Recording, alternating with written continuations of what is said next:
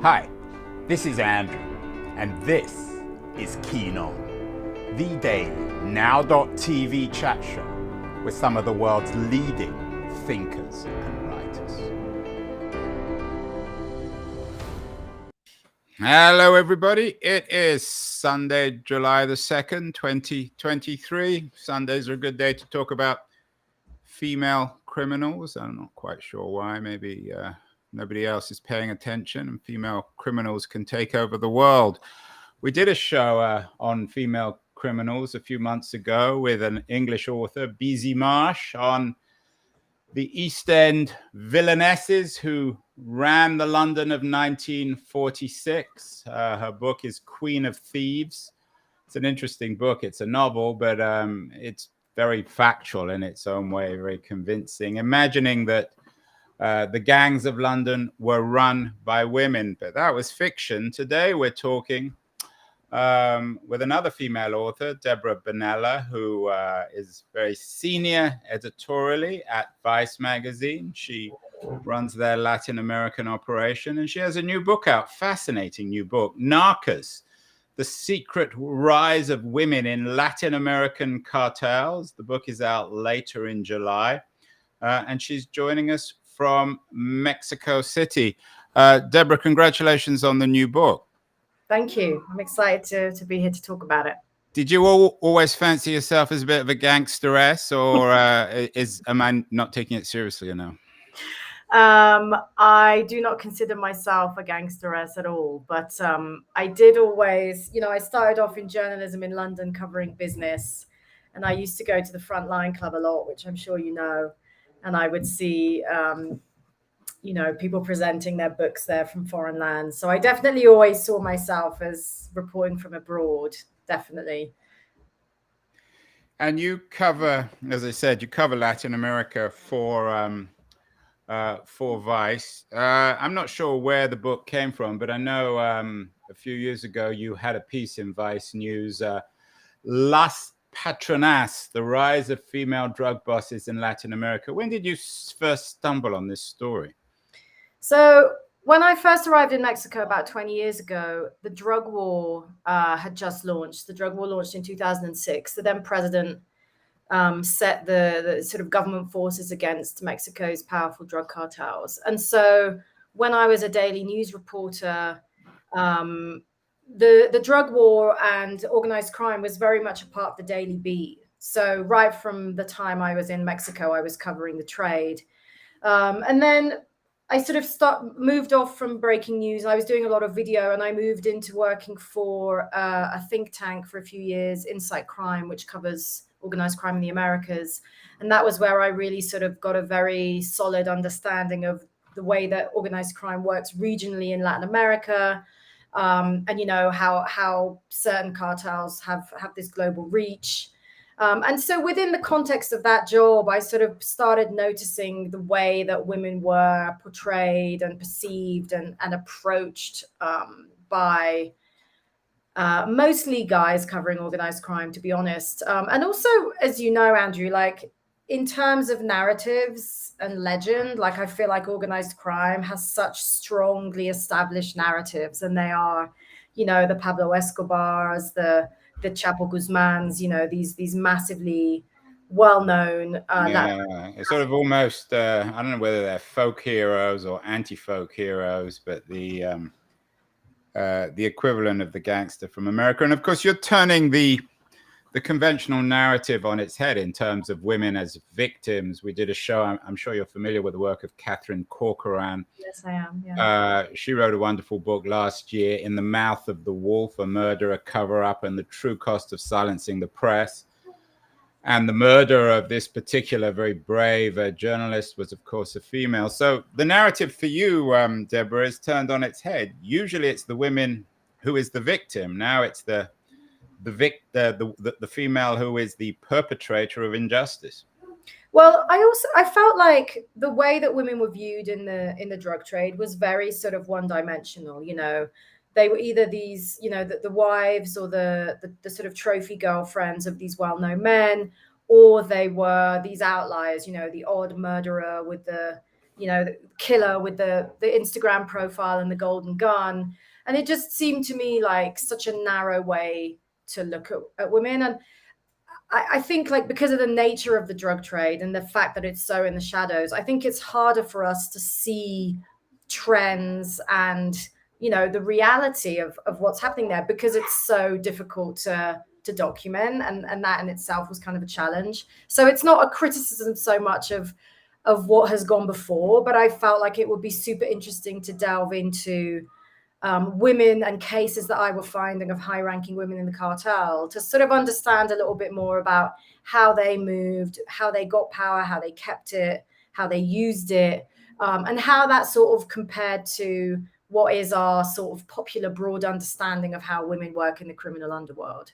Right. And of course, an alternative narrative to the one surrounding people like Pablo Escobar. A few months ago, Deborah, we did a fascinating show, I thought, with a journalist based in Hungary who wrote a book about the serial killing of men in a small Hungarian village after the First World War, in which, I don't know, maybe 100 or 200 men were murdered by their wives and their girlfriends, sometimes even their mothers, perhaps because of the cruelty as a result of them coming back from the First World War. Not that, of course, that justifies mass murder. Is there a socioeconomic, a political narrative to NARCOS? Are some of these women reacting to the Pablo Escobars and the El Chapo Guzmans and their male dominance, or is that simplistic and wishful thinking? I mean, I think there are socioeconomic factors, but they aren't vengeful. I don't think this is about women sort of, showing what they're made of and like getting back at these guys who've held them down their whole lives. I don't think, I think the patriarchy and misogyny in Latin America is very widespread, but it's perpetrated by women as much as men. Their attitudes that are so sort of deep into Latin American culture. I think the socioeconomic realities for a lot of women in this region is there's very little social mobility, opportunity for success. That's something that affects a lot of people because of the class realities and the inequalities, but it's very pronounced with women because, I think especially in working class communities, there's a lot of intrafamilial violence, and the sort of male dominance that we see in other societies and cultures manifests its own way here. But I think, like, for a lot of women, it's important to remember that drug trafficking organizations, despite the sort of brainstorming of Trump, they are not ideologically motivated organizations. These are largely viscerally capitalist organisms whose primary reason for existence is producing and selling drugs, mostly in the United States. So what they present to women is a business opportunity, an opportunity to Right. So they are the queens of thieves, as BZ Marsh put it. We've done a number of shows on the drug industry and the drug epidemic. One, I'm sure you're familiar with his work too, Sam Quinones, on his book on fentanyl, and he and I talked about the fentanyl laboratories in Mexico, also noting that actually with these rise of these new synthetic drugs, a lot of it now was coming from Asia. You're the vice person in Latin America, so I assume you've spent a lot of time looking at this industry.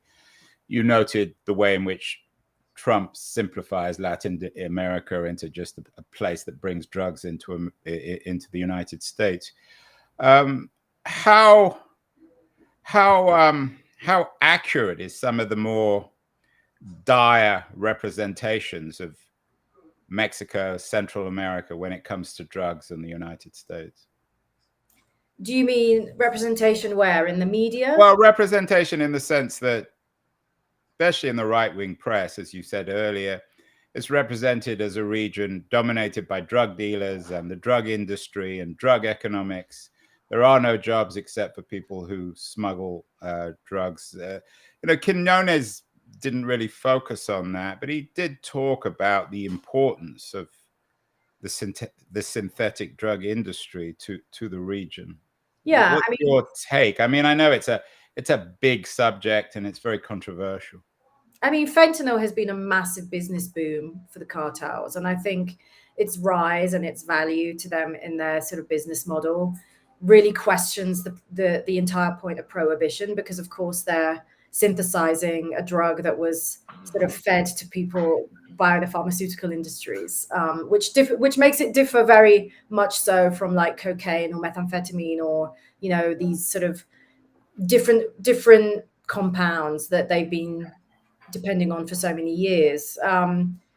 I think, you know, it's very real that Latin America's economies are very reliant on drug money, and that drug trafficking and the profits to be derived from it has corrupted governance, has corrupted legal and justice institutions around the region. You know, in Mexico, I don't know whether it's still this high, but there was sort of a 95% impunity rate for people who were committing homicides and other serious crimes. You know, the ability of the state and the political will behind it to investigate and prosecute is low. And often what you see in Latin America, in places like Mexico and Guatemala and Honduras, is that the American influence in terms of investigating and prosecuting drug kingpins is enormous. And in a country like Guatemala, for example, where I did a lot of field research for the book, the anti-narcotics prosecutor basically said to me, you know, we just do what the Americans tell us. Like, they don't have the resources and the like will to do deep dive investigations a lot of the time. And, you know, especially because you also see that the consequences for that are dire. You know, a lot of prosecutors here are killed, a lot of journalists, as you know. And so no one wants to be that lawyer, that prosecutor who's bringing that person in. And of course, if you're in, you know, sitting in a courthouse in New York, it's a lot easier for you to send that order down.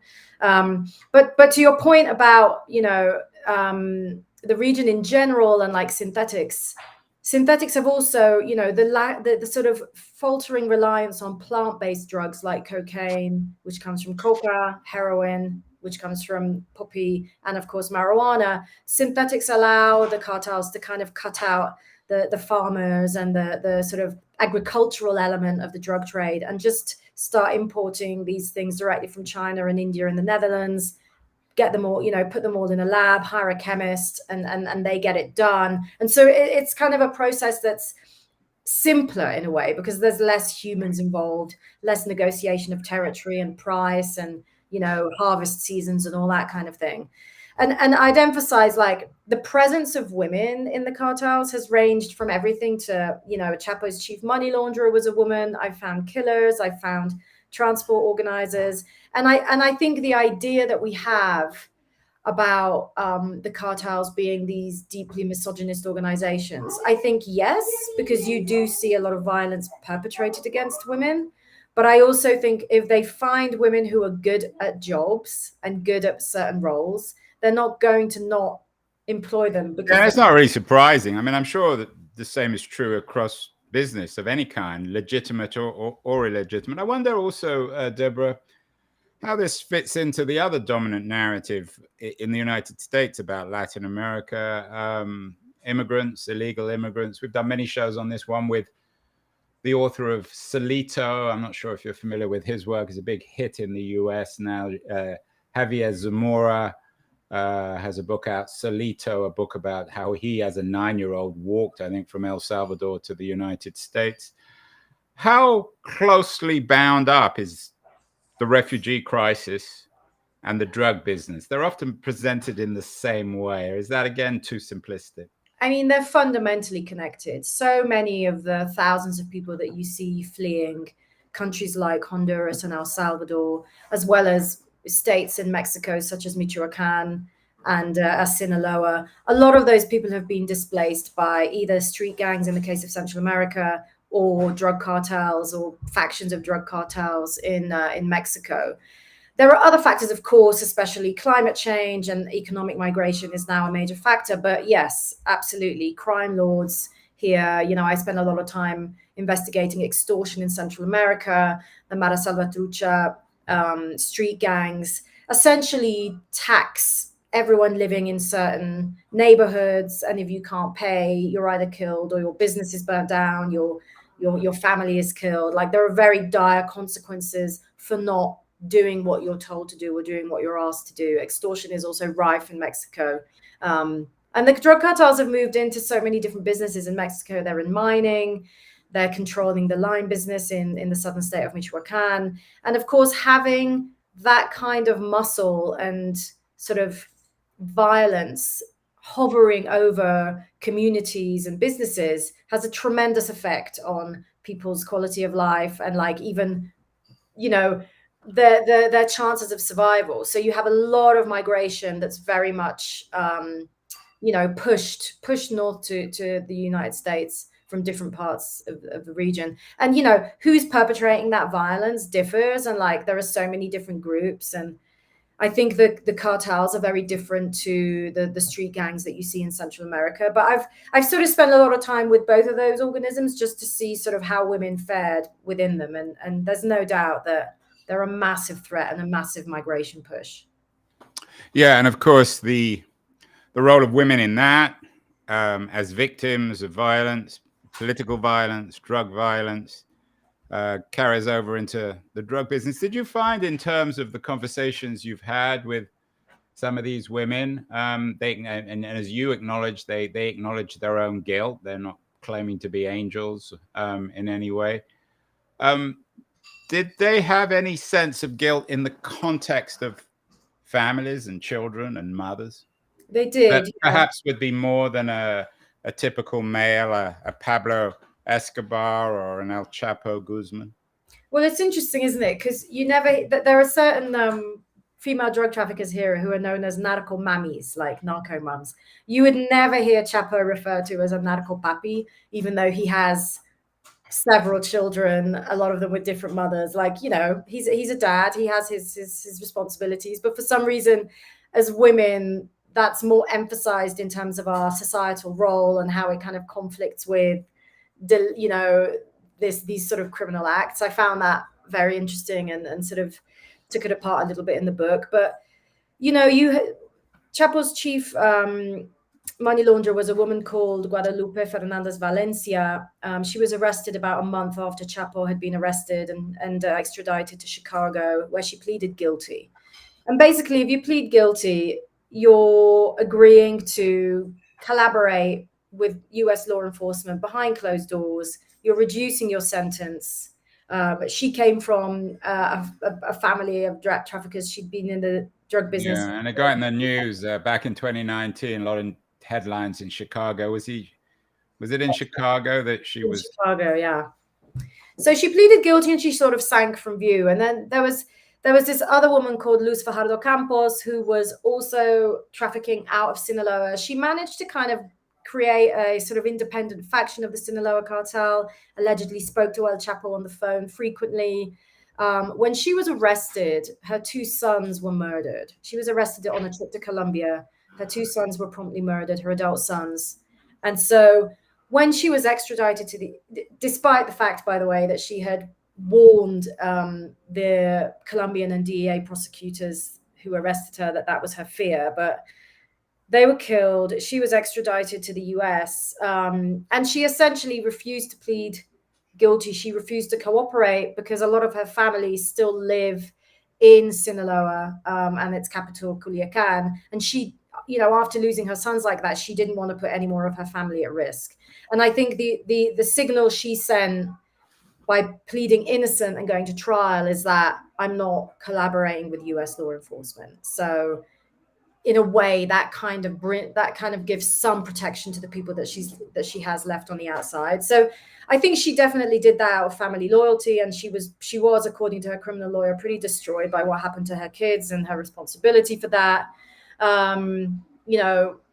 Whether men have those same feelings, I would think yes. I can't imagine that fathers have any less remorse if their families are affected by this.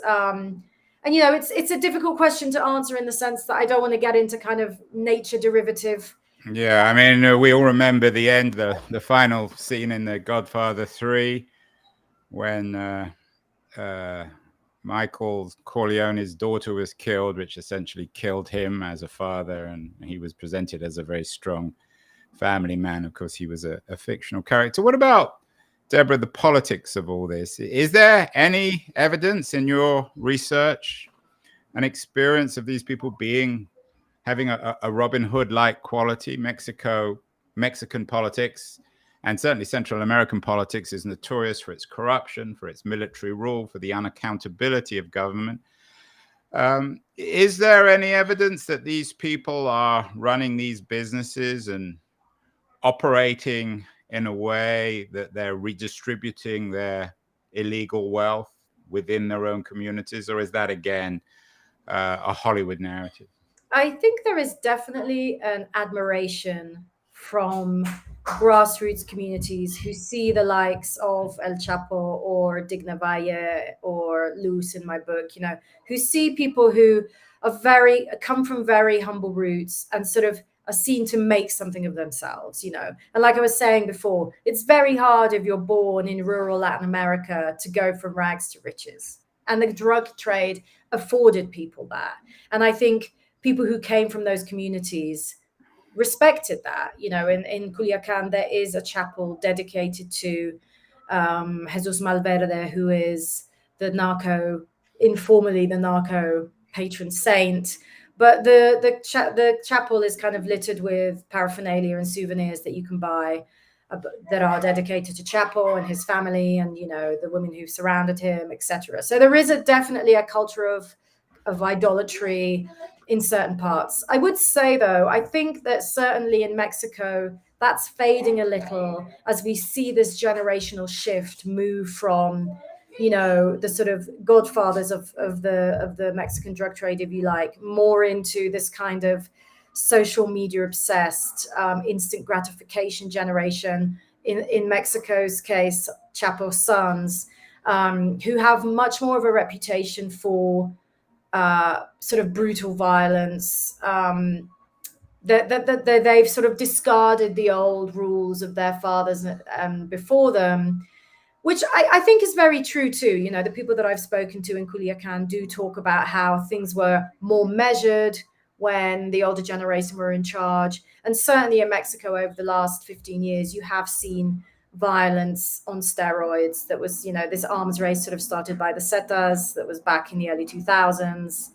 They sort of started this arms race and levels of violence that we hadn't seen in the drug trade before. So there's definitely been this sort of generational shift. And in turn, that's made communities just less admiring of them in some parts, But like I talk about in the book, if you go to Sinaloa and you spend time in Culiacan, Chapo's wife, Emma Coronel, who is probably the most kind of best known woman in the drug trade publicly, because she was a daily appearance at Chapo's trial. There is a style, a sort of physical style that's been sort of perpetrated by her and women like her. It's called La Buchona. You think kind of Kim Kardashian, but sort of whiter, fuller, huge boobs, pumped up pompies. The kind of physique. The Florida look, Deborah. Right, but the kind of look that really cannot be acquired in a gym. I mean, you have to have had surgery to get this look. I've had plastic surgeons tell me that they've taken out the last rib of the rib cage so they can sort of bring the waist in a little smaller. And so when you go to certain parts of not just Mexico, as you say, like especially as well in the US where Latina communities are very prominent, this buchona look is very much a thing. And like part of that is sort of an aspiration to the sort of glamour and experience of being a narco wife or being part of that narco culture and the riches and luxuries that it promises, I think. Yeah, I guess it's plastic surgeons are doing well out of all this too. We did a show. I'm not sure if you're familiar with the writer Leopoldo Gut. He lives both in Mexico City and in New York. He's an interesting character. He has a book out, Piñata, again, some fiction, sort of apocalyptic fiction. And he imagines a future in which the living dead layer Mexico City. Mexico City is, of course, a city of great memories and layers.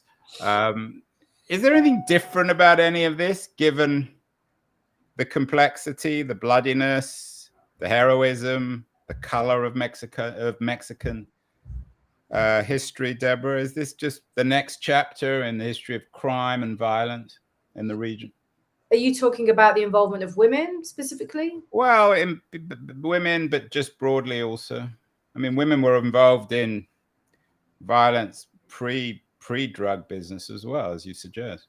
Yeah, it's a little hard to be terribly optimistic about the future of Mexico's drug trade, given the current state of affairs. The bilateral security relationship is in a very bad state. The Biden administration and the administration of Andrés Manuel, the president of Mexico, has not been good since he took power in 2018. Just a few weeks ago, Andrés Manuel said publicly that there is no fentanyl in Mexico. Mexico doesn't produce it, even though his own Secretary of Defense said a few weeks later that they found 7 tons. They found 7 tons of fentanyl in Mexico over the last 5 years, which is a huge amount for that drug because it's so potent. So there's that. And also just, you've had this kind of breakdown of the rule of law in so many parts of Mexico, its institutions, and no matter who's in the White House, you kind of see the maintenance of a certain status quo, the kingpin strategy. So, or probably now the queenpin strategy too, right? You bring in the powerful leaders, and that's going to solve the problem. And we saw with the very drawn out prosecution and like life sentence handed down to Chapo Guzman, the Sinaloa cartel is as powerful as it's ever been. You're now seeing power vacuums being filled around the country. The amount of drugs passing over the US-Mexico border has not gone down. Mexico now has its own drug consumption problem. Before, everything kind of went to the Americans, apart from weed. And now Mexicans are big consumers of methamphetamine. So it's hard to be optimistic, and I just hope that at some point someone might have some new ideas on how to. Yeah, I don't know. I mean, is there American narrative here? Of course, the old cliche about America and U.S. and Latin America is when America caught a cold, Latin America caught pneumonia.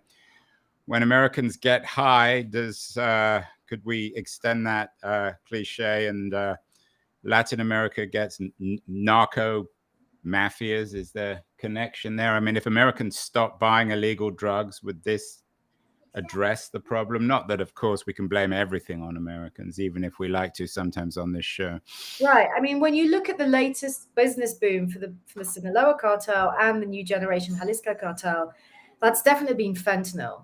And the opioid crisis, which is very much an American problem and to some extent a Canadian one, was one that was sparked by the pharmaceutical companies who, by the way, did have to pay very heavy fines and got the Sackler's of the world, right? Right, but no one went to jail for lying about OxyContin and other types of. Right, they just had their names taken down from libraries, museums. Right. But that boom was one that wasn't really even engineered by the cartels or fed by it. That was created by the pharmaceuticals. And of course, the cartels are very agile capitalist organisms. They saw an opportunity and they took it. And so now illicit fentanyl is one of the biggest causes of overdose in the US. But that's a very recent development. I mean, it's happened over within the last decade. So it's sort of a very interesting tangent to what we were seeing before with cocaine and heroin consumption. But Mexico doesn't have an opioid problem. And the illegal opioids sold in Mexico are sold to American and Canadian tourists buying pills in pharmacies. The cartels have also, by the way, infiltrated Mexico's pharmaceutical system. But yeah, I mean, as long as the demand for drugs, legal or illegal, exists, the American market and increasingly Europe continue to be the biggest business opportunities for the cartels. And until that demand goes away, I can't really see anything shifting dramatically unless we see, changes to the anti-narcotic strategy.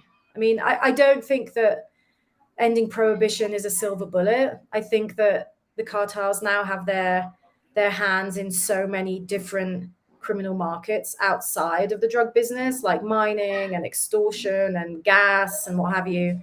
But probably it would save more lives if, drugs, people who were taking drugs knew what was in those drugs, because the biggest cause of overdose, of course, is adulteration, or overdose comes from too much fentanyl. So if you saw drugs being produced in a way that was regulated and taxed, you would probably bring down overdoses. But it's a very complicated problem, as you know, but it would be great to see some new thinking on it for sure. Well, you've definitely brought some new thinking on it, at least in terms of what you call the secret rise of women in Latin America drug cartels. It's a very interesting book and a very brave book. Deborah, what about your role? As I said, we've done shows on the assassination of female journalists in Mexico. I assume you've had to be pretty careful. I mean, both in terms of your visibility as the vice correspondent there, and in terms of this particular project. You've talked to a lot of these female narcos. Did you always feel safe? I can't say always. There were definitely points where I was surprised at the levels of access I got. I went to investigate one of the women in Honduras, rural Honduras. I knew she wouldn't be there because she had done her time in the US, been released into immigration detention, and was kind of fighting deportation. But when I went to her village, one of the women who welcomed me into her home got Digna on video phone. So I did sort of end up being face to face with her. She'd already said no to a couple of interviews. And I was thinking, is she putting everything together and realizing I'm the person that she's already told no twice? But I think by that point, a lot of her family's organization had been dismantled. Her brothers, who were kind of violent Vikings, had also been convicted in the US, sorry. But yeah, there were definitely moments where I felt like it was sketchy. But the women I chose to cover were mostly women had been through the US justice system. So via Pacer, I could find court transcripts, conversations. I could create scenes in the book that were recounted by these women in the US courts. Access to that kind of documentation here in Mexico and other parts of the region are really, really hard. So I was sort of limited by that. So I did a lot of time pouring through legal documents at my desk. There was a lot of field work, but I think the perception of it was perhaps less. I was perhaps less exposed. And of course, I was really careful about putting things in there that I knew could have really direct repercussions. And I have to admit, there is a little bit of anxiety in terms of the book actually hitting the shelves. A friend of mine, I was having coffee with her the other day, and she asked me whether I was nervous about it. And I said, no, I haven't really thought about it. And then promptly went home and had a terrible nightmare about being pursued through the streets of Mexico City. So I think there is like some underlying anxiety, but I don't feel like I took any irresponsible risks. And every time there was risk, it always resulted in such great material that it very much felt worth it. And should you be as fearful in terms of the repercussions of this book from law enforcement than from the narcos themselves? I mean, only in the sense that I'm sort of calling them on their sort of slightly male-dominated approach to things. And I think they can take the criticism. Only slightly, Deborah? I think they can take the criticism. And I think it's something that they're all aware of, like as Bonnie Clapper, who's quoted repeatedly in the book and represented a number of the women. She said, even if there is a female Chapo out there, no one's looking for her, because it's so outside this sort of, narrative of the drug trade that it's beyond our comprehension that there could possibly be a woman as powerful as Chapo. But we'll see. I mean, that's the thing about the criminal underworld. It takes us a while to really catch up and understand the reality of